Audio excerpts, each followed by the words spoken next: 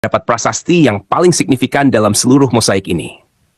Tulisannya berbunyi, Gapos yang mencintai Tuhan, yang mempersembahkan meja ini kepada Tuhan Yesus Kristus sebagai peringatan.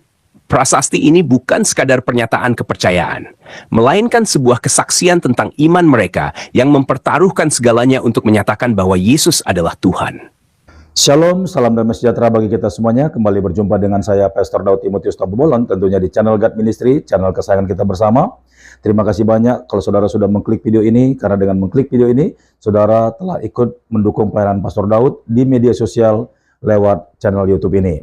Ya, dalam video ini saya ingin mengajak saudara-saudara untuk menyaksikan sebuah penemuan baru, di mana telah ditemukan ada sebuah tempat atau areal, dan bisa dikatakan situs yang menunjukkan bahwa tempat itu pernah dipakai untuk beribadah atau berkumpulnya orang-orang yang percaya dan menyembah Tuhan Yesus sebagai Sang Juru Selamat dan yang telah mati untuk menebus dosa-dosa manusia.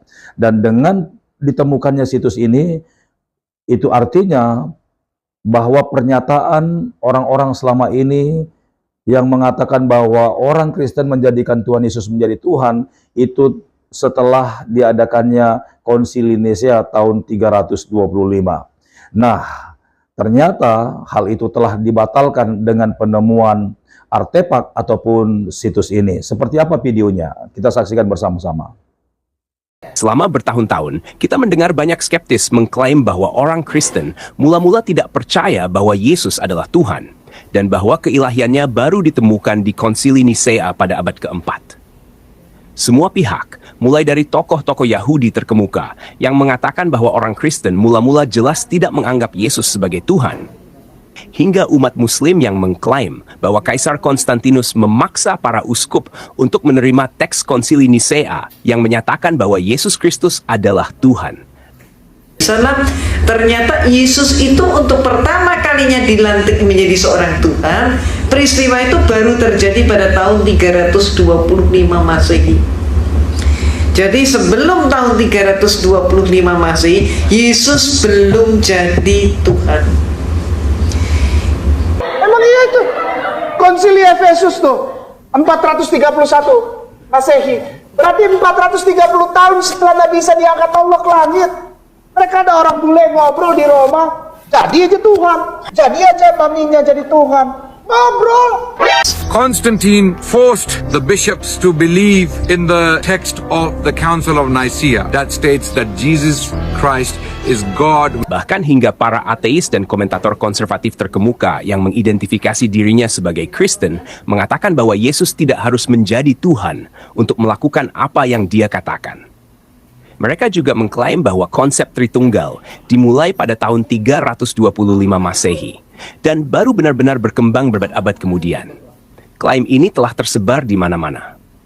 Namun, sebuah penemuan revolusioner yang tersembunyi di bawah tanah selama hampir 1.800 tahun baru saja membuktikan bahwa semua klaim tersebut salah.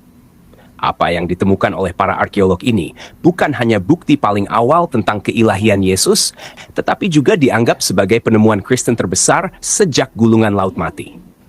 Semua ini dimulai pada tahun 2005, ketika sebuah penjara dengan keamanan maksimum di Megiddo berencana untuk memperluas bangunannya. Namun di Israel, Anda harus melakukan penggalian arkeologi sebelum memulai konstruksi, untuk memastikan Anda tidak membangun di atas sesuatu yang penting. Jadi, penjara tersebut menyewa tim untuk menyelidiki area tersebut. Ketika mereka menggali lebih dalam, mereka menemukan sesuatu yang tak pernah mereka bayangkan sebelumnya. Yang mereka temukan bukan hanya reruntuhan biasa, melainkan sesuatu yang dapat mengkonfirmasi atau menyangkal apa yang kita ketahui tentang kekristenan mula-mula. Mereka menemukan sebuah struktur dengan 12 ruangan yang diperkirakan berasal dari sekitar tahun 230 Masehi. Di dalam salah satu ruangan tersebut, mereka menemukan rumah doa bawah tanah yang rahasia, yang pada waktu itu semacam gereja, karena ini terjadi sebelum gereja resmi ada, dan sekitar 1 abad sebelum kekristenan menjadi agama yang legal. Ruangan ini bukanlah ruangan biasa. Ini adalah tempat suci di mana orang Kristen berkumpul untuk beribadah secara diam-diam, mempertaruhkan nyawa mereka untuk mempraktikkan iman mereka. Salah satu cara mereka mengidentifikasi ruangan ini sebagai ruang doa adalah melalui keberadaan sebuah meja di tengah ruangan yang bertuliskan meja Tuhan, Table of the Lord, sebuah referensi jelas terhadap tempat umat Kristen melakukan perjamuan kudus. Namun, yang benar-benar menarik perhatian mereka adalah mosaik besar di lantai ruangan tersebut yang luasnya sekitar 541 kaki persegi.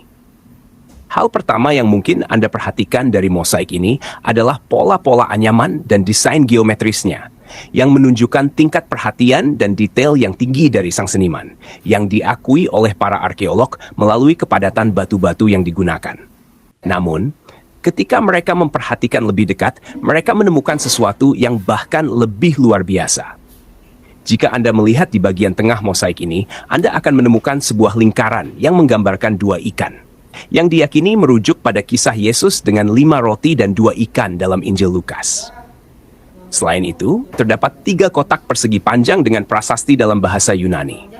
Disinilah letak signifikansi penemuan ini. Bukan hanya keindahan karya seni atau simbol-simbolnya yang membuat mosaik ini luar biasa, tetapi pesan yang tersembunyi di dalamnya. Di dalam salah satu dari 3 kotak ini, terdapat prasasti yang paling signifikan dalam seluruh mosaik ini. Tulisannya berbunyi, Gapos yang mencintai Tuhan, yang mempersembahkan meja ini kepada Tuhan Yesus Kristus sebagai peringatan. Prasasti ini bukan sekadar pernyataan kepercayaan, melainkan sebuah kesaksian tentang iman mereka yang mempertaruhkan segalanya untuk menyatakan bahwa Yesus adalah Tuhan. Yang menarik, rumah doa bawah tanah ini berasal dari waktu sebelum kekristenan, menjadi bagian dari Kekaisaran Romawi, dan lebih dari 1 abad sebelum Konsili Nisea. Ini berarti bahwa orang Kristen mula-mula tidak hanya percaya kepada Yesus, tetapi juga menyembahnya sebagai Tuhan jauh sebelum hal itu dianggap legal. Penemuan ini adalah bukti arkeologis paling awal sejauh ini, yang menunjukkan bahwa orang Kristen awal menyatakan Yesus sebagai Tuhan, yang langsung membantah klaim bahwa keilahian Yesus baru ditetapkan pada Konsili Nisea pada abad keempat.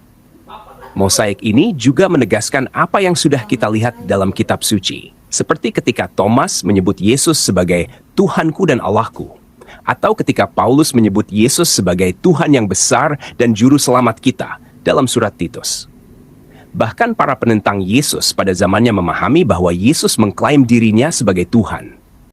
Nah, setelah kita kita telah menyaksikan video ini dan bertambah yakinlah kita bahwa memang dari zaman Yesus lahir sampai dia mati, kemudian dilanjutkan oleh perjalanan para rasul, dan sampai saat ini pun memang bahwa Yesus itu adalah Tuhan.